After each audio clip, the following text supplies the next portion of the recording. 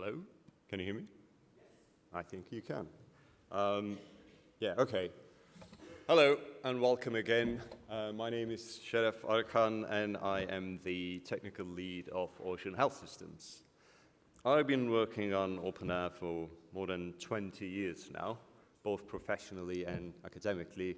My PhD is on the integration of artificial intelligence with openEHR, and I have the privilege of having a few responsibilities in openEHR International. I'm one of the fellows Rachel mentioned. And today, I'm based in London, by the way, if you want to get in touch, you know how to find me.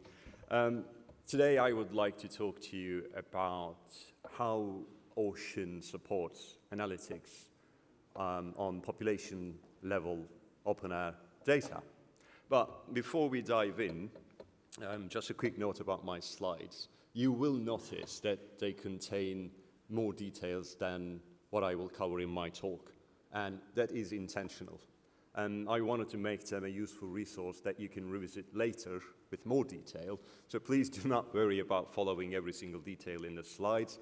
I'll walk you through the main story and the key takeaways, and if you want to visit them later or if you want to have a chat with me about any details, I'll be more than happy to do that. So, with that out of the way, and hopefully with the clicker working, this one, yes, we can start. So I would like to tell you the story of a solution we built in Ocean, the analytics data repository, why we felt the need to build it, what were the design goals, and what happened when our design goals met reality, how we overcame the obstacles, where are we now, and where we want to be in the future, where it looks like AI will be everywhere. So let's try to clarify what we're trying to do first. What is the motivation? Well, the motivation is to find answers to a specific type of question. And I just put a few examples from the infection control domain, but it could have been any clinical domain. So if you look at those questions and the highlighted parts, you can see that they are not patient-centric. The values we're looking for, the ones we're interested in, are defined at the patient population level. And under each question, you can see the information we need to use, the data we need to use to arrive at the answers we're looking for. And these are real-life questions which would be helpful to stakeholders, to infection control professionals working in a healthcare organization. And there is a name for the process that takes us from those sources of data and gives us the answers we need, the answers we're looking for, and this is literally the dictionary definition of analytics. So what the Ocean solution does, the analytics data repository, is it enables performing analytics on openEHR data. So that is our context. And let me tell you how it all started. Believe it or not, it actually started with a discussion we were having in a company about 11 years ago. So I actually went and dug up one of the emails I sent in that discussion. And as you can see, I'm talking to my friends and colleagues about a stakeholder making a request to access the Ocean backend, our CDR, in relational format. And that request alone actually has its own story. Because, you see, for many clinical information systems out there, clinical information systems, most of them, use very specialized patterns of data representation internally. And that is done for the purposes of efficiency and flexibility to support patient-centric use of care data. However, this leads to stakeholders not being able to access their own data without getting help and support and consultancy from the vendor. And I assure you, there is no bad intention on part of the vendors here. This is just a side effect of a design trade-off. And this is something we knew all too well at the time when we were having that conversation, and we already actually had a solution for that. And by the way, that solution is still running in production in some of the sites we have. It's a very mature and battle-tested solution. So it's called OREC, which stands for openEHR Record Extractor. A bit naive, but remember, we're the first company to do this.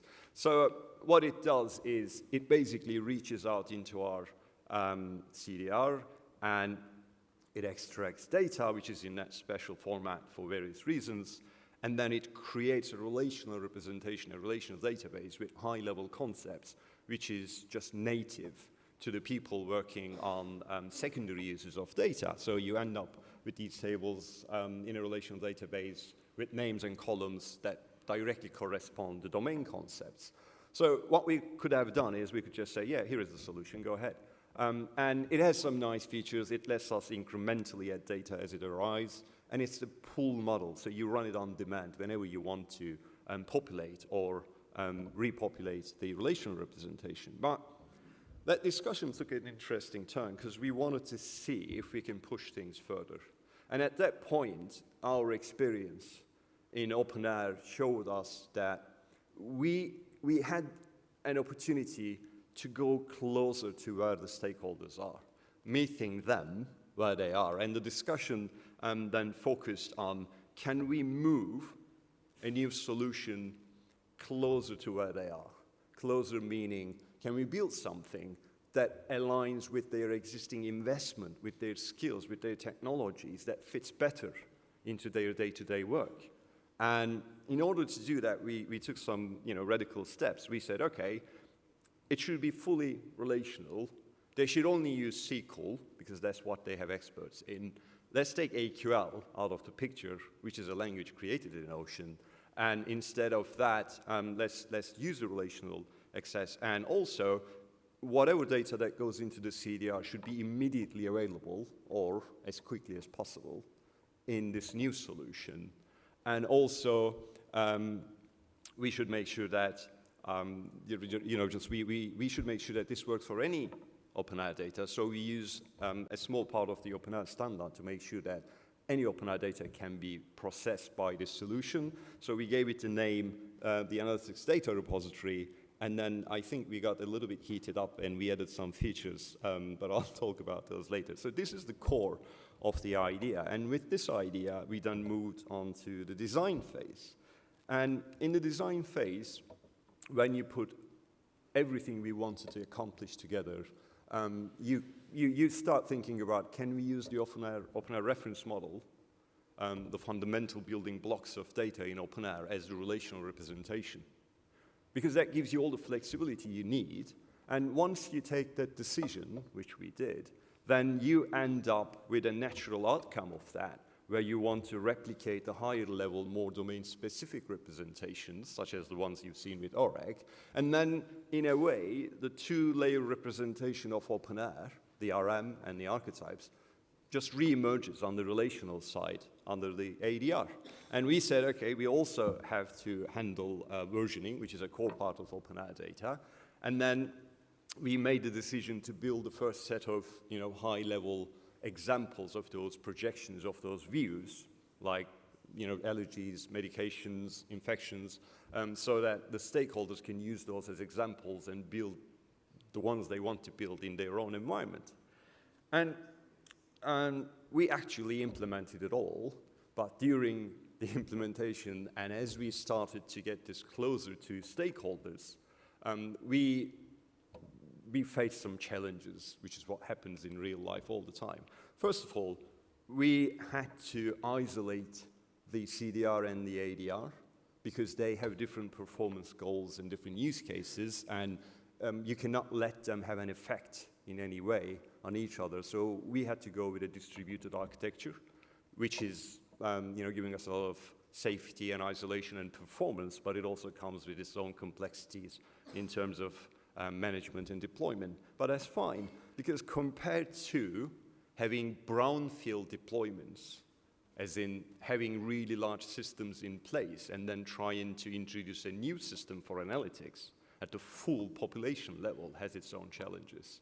For example, we have to put this into production in a large site where they literally have hundreds of millions of compositions. And beyond that, the stakeholders ask the most obvious questions, And some of them are like, okay, I really like your solution and I'd like to use it. Can you please tell me how much computing resource I should allocate in my cloud infrastructure at the beginning and 5 years down the line? So you have to find the answers to these questions, which we did. For the first one, we developed a bulk synchronization mechanism that acts similar to ORAC. It runs on demand, but it's very resilient. So it looks at the CDR, then it looks at the ADR at any moment in time. It makes sure that any data that's not in the ADR is very quickly replicated. And since we're talking about hundreds of millions of compositions at a time, you can kill it, you can pause it, restart it. It makes sure that data is never corrupted during that transition. And it's also, due to its nature, a very good insurance policy for when things go wrong in the near real-time replication. Not that we think it's going to go wrong, but from an architectural point of view, if you have a distributed system, you have to address that possibility. But the single most difficult question I think we answered was how much computing resource I'm going to need. And the challenge in that is, first of all, we do not have access to all the CDRs in production because we provide the solution and it runs in the cloud infrastructure of the stakeholder. And so we don't have, just the chance to observe its behavior and get all the metrics. But even if we did, that's not really helpful because the CDR and ADR are completely different designs. So whatever we get from there isn't indicative of the forecast that we need for the ADR. So we simulated it. We sent some metadata queries to all the deployments, and when the system admins got back to us with the results of those data distributions, etc., we then took the openEHR models that drive those systems, we combined these two sets of information, and we simulated everything. So we simulated different stages, starting from scratch, when they're half populated, live replication, bulk replication, what if something dies, you name it. And I'm really proud to say that when we went for deployment for the largest installation, we were only 5% off in terms of the, just average, computing and disk usage and all that, which gave everyone a lot of assurance and, trust moving forward. But having made these, just choices and having made it to production 9 years ago, actually, we really like looking back and see what went right and what went wrong. First of all, what I mentioned in the beginning, the advanced features we added. In summary, we learned that if you get too excited and if you start putting primary use related functionality into your analytics infrastructure, then you now have more than one source of truth. And that makes the system really brittle. So we didn't want to deal with that complexity, and we started going towards what we call as the CDR, as the source of truth architectural design approach. We made sure that the ADR can be just deleted and recreated at any time, because we have the bulk replication whenever we want to. We can develop an entirely new version with better performance, put them side by side, see if it works, nuke the first one, continue with the second one. So that gives us a lot of flexibility. And at this point, I have to just explicitly thank Dr. Chunlan Ma, and for those of you who do not know who she is, she's a legend, and she worked tirelessly during all the deployments, making sure that the stakeholders can work with the system, they understand what it does. And we got really good feedback. I mean, we got a lot of engagement, and the largest deployment we have through the years at the moment, as you can see, is adding 40,000 compositions every day into ADR, about 7 million plus EHRs, 70 million compositions. And we have really good feedback, and we now can put actually less experienced engineers into this work because they graduate learning about SQL, and they can just start working with the stakeholders based on what they know. But there is a red flag in that slide. I know it sounds like a very happy story, but there isn't. And I'll come to that red flag in a second. There is, I think, a way to look at openEHR. And this is something you may or may not have heard about, that it allows semantic harmonization. What we have is real-life proof of that. because the analytics repository is running on openEHR-based data, but that data is arriving from the labs in the form of EHRCON25 messages. We have some FHIR messages in different systems and openEHR native data that goes into ADR, but we have one formalism that you can use for all the secondary uses, analytics, data science purposes. So that is a proof that it is possible to do harmonization, but also we also have what I would like to call as semantic lineage. So if you Google data lineage, you can see a lot of products that tell you where the data is coming from, but with this solution, you end up with a node in an archetype that corresponds to a column in a database. So for someone doing data analytics, they have the capability to go back to an archetype, go to the CKM, for example, and see the stakeholders, the revisions, the conversations taking place, maybe see mappings, all of that. That allows us to give the secondary use cases a lot of context, and compared to a single README file, those of you doing data science will know what I'm talking about, that is a much, much richer capability. And if you look closer into it, I think we're doing something even better than that. We're doing semantic augmentation, because if you take an HL7 version 2 message that was designed at some point, definitely with some clinician input, but that's no longer available to you, if you map that to an archetype, then you can run that through the openEHR methodology, put it into CKM, just extend it maybe in a template with our archetypes, bring in as many stakeholders as you want, maybe even for the secondary use cases, create wonderful just documentation revisions of that. So you introduce semantics into an actual piece of data that necessarily didn't have it all the time, and it's under your control to add as much as you want. But I also wanted to just use this opportunity to point out a particular type of decision you make when you design openEHR-based systems. Maybe you already took these decisions, but maybe you didn't have a name for it. We think it's really helpful to identify them so that when you come across those the next time, you can recognize it, because these are very, very important for the future of the systems you're building. In your design, you will always end up at some point with a decision whether or not to push openEHR into a very mature domain. So when we do ETL in ORAC with AQL, sorry about the acronyms flying around, you're actually pushing openEHR into an extremely mature space where you have a lot of tools, and you're now competing as openEHR in that space. Or when you have financial data or location data, you're thinking about, oh, should I represent this with an archetype? Then you're pulling it into openEHR space as an alternative to directly connecting some relational databases, which you can also do without converting the data to openEHR.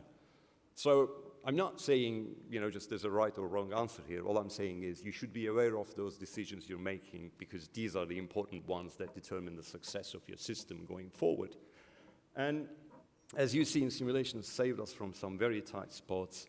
Looking back, I still think we have work to do around versioning, because you can have 45 versions of a lab message, and only the last one is meaningful from an analytics point of view if you're doing pathology reports.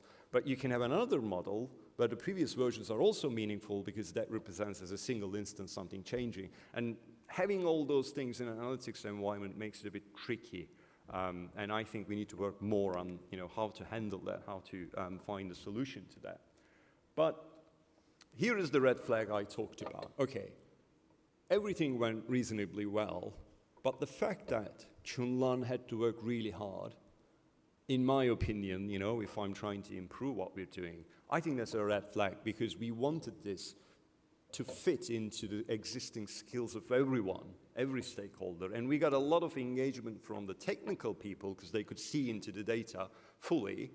But the clinicians were not contributing as much as we wanted, and Chunlan was stepping forward and closing that gap.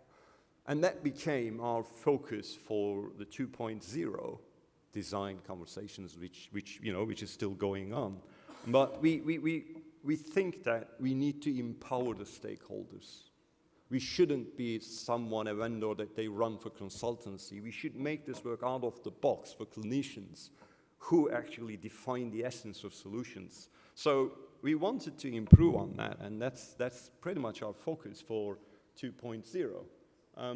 And we want more engagement, we want more people to provide feedback, good or bad. And doing that is really tricky. But a few years ago, like all of you, we ended up with a new set of tools and capabilities which we didn't have before. And that kind of changes things for us. And as you can imagine, for us, this is where the artificial intelligence comes in, right? But we see the use of artificial intelligence in a very specific way because it's changing so fast, there's such a big hype and everything's happening, it's too risky for us to put it into the core of everything we're doing at this moment. We have a good roadmap, and to begin with, we want to see it as an enabler. In the vision of what we're doing here, I think it gives us a great opportunity to go to dialogue instead of just data. And to make that happen, I think this also will let with, just what Bart was talking about. There is a division of responsibility for the large language models. There are many forms of AI, but in this case, I'm talking about large language models.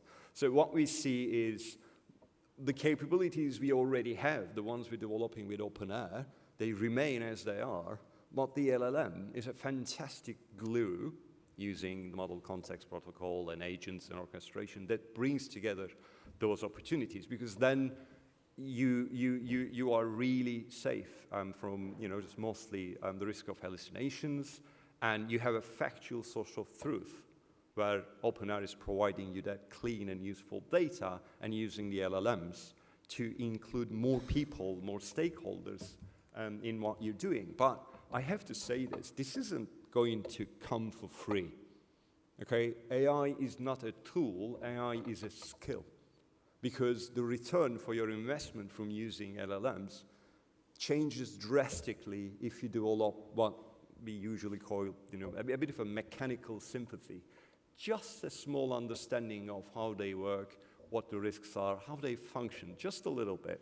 That then gives you a lot more capability and power to get what you want from their use. So it's not an entirely passive scenario. So we know that we need to still invest in the stakeholders. And I didn't coin all those terms, by the way. Definitely not the AI native developer. That's already circulating. But I try to just introduce an umbrella term, the stakeholder, AI native, knowing how to get the most out of this technology. So this is something that already started, but we're going to definitely focus on this. And as you can see, I agree with Bart on a number of things about where the innovation and technology is going to go. So these are supposed to be, the next few slides, are do's and don'ts. But I don't really like telling an audience what to do. So instead, I have wills and wants. These are the things we will do. These are the things we want to. It's entirely up to you whether or not to follow them. You should make your own decisions, but we're here to help and have the discussion. So going forward with this, the stakeholders are the number one focus. Okay, that red flag is what we're going to focus on. We try to focus on their needs and their environment and their existing skills. We will keep the current architecture, so the CDR will remain the single source of truth for us, and we're going to innovate around that. And we are still keen to not to push openEHR into very mature tooling environments where you have investment in skills and a lot of competition. Instead, we want to leverage those, like we've done here, by doing something that's actually harder for us, but it ends up being easier for the stakeholders to use and to benefit from. And we also saw the benefit of telling the stakeholders exactly what's going to happen and being quite close to it, because that earns you, if you're in charge of procuring systems or if you're building systems, that earns you the kind of trust you need going forward. Because this is a very advanced, powerful technology, and people want to see that their trust in you isn't for nothing, and you actually deliver exactly what's promised. So we earned a lot of trust, I think, by doing what we've done. So thank you so much for keeping an attention on such a high bandwidth delivery.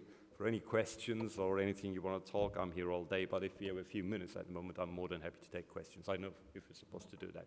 Thanks.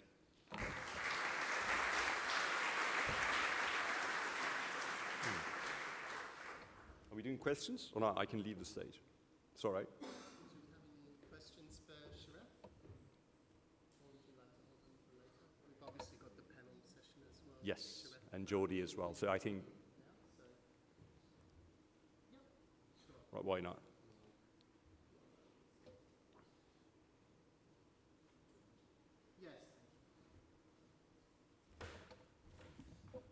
Hi, my name is Joost, and I wondered about the technical challenge from the structures between openEHR and relational, because in the openEHR data is natively tree-shaped, which means the same thing can happen many times within the same registration. Yes. And the tabular data it can occur only once, or not. How did you solve this issue? Working very hard. That's how we did it. So basically, I mean, there's a lot of literature and that's one of the good things about going for the relational design. There's a lot of literature about how to handle tree structures and hierarchies in relational representation. I think Calco has even a dedicated book for that, and I had to deal with that in my own PhD. So it is possible to flatten the reference model for a relational representation. I'm not saying it was easy. It took us quite a lot of discussions, but we ended up with a representation. I'll just put this motto out there, okay? Normalize until it hurts, denormalize until it works. So you follow an iterative process trying to find a relational representation for the RM, and there is a sweet spot where you can get really good performance and flexibility, and I think that's one of the good things that you can do in a company when you have so many experts on it. But yeah, it's basically a lot of hard work and a really good design, which kind of ends up as IP. Thank you. All that? Do we have any other questions for Seref? Yeah, sure. Do that. You know I love that. Please. Project, my friend. We should be able to do that. That's been the goal from the beginning, because the input is just an XML file that overlaps with the EHR extract, but as we discovered in the SEC meeting yesterday, we may be the only company with an implementation of that part of the openEHR specification. So there's a work group, and we're going to find out how it works. But there are rough edges in there due to the complexity of the RM. I'm going to be very honest with you, but this has been something we've been very keen to try. So hopefully we'll find out, and I'll be on stage on another meetup talking about how we made that happen with another system. Thank you. Excellent.